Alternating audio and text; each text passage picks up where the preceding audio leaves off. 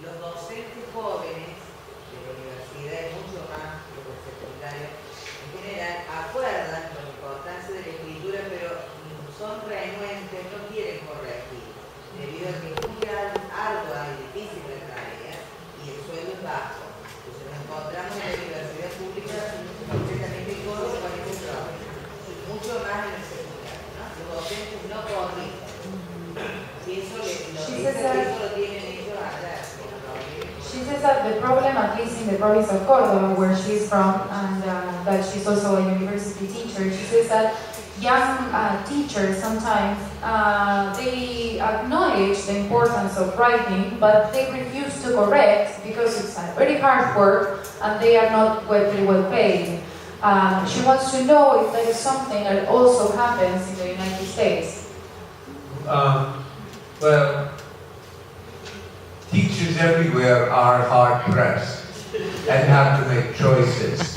I think first I want to say something about a program that I've heard is happening here in Argentina, that a partnership between the university and the secondary schools, especially secondary schools that have challenges, difficult situations, right? So there's this new government initiative that has universities participating with the schools.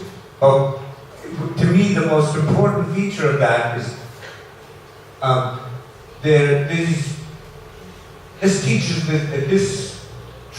this program works with the teachers of secondary schools and treats them as equals and as professionals, and that together they collaboratively solve problems.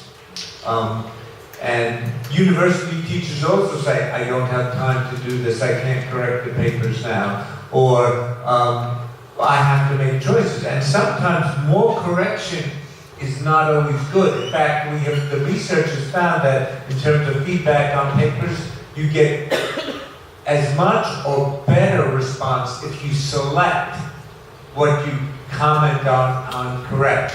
And that you have response also to the content and not just to the correction form. You treat it as real communications, real ideas, and they say, well, the idea could be a little bit better if you didn't have this mistake, or if you paid attention to the sentences, or if you built this idea a little bit more, if you gave me an example. But you also have to select as to what the student can focus on now and what they can learn at that moment. So more correction isn't necessarily better correction. What is the most effective commenting? Because corrections also are kind of communication. They're an educational communication, educational dialogue with the student. So teachers may also be making choices on that basis as what is an effective communication, and given the limitations of my time, which is my most effective communication to the student. Now, of course, there are teachers who never correct papers, who never give comments, so I'm not forgiving them. But I'm just saying we have to look at this very carefully and treat all teachers with respect until we have good reason not to. Is it right? Bueno,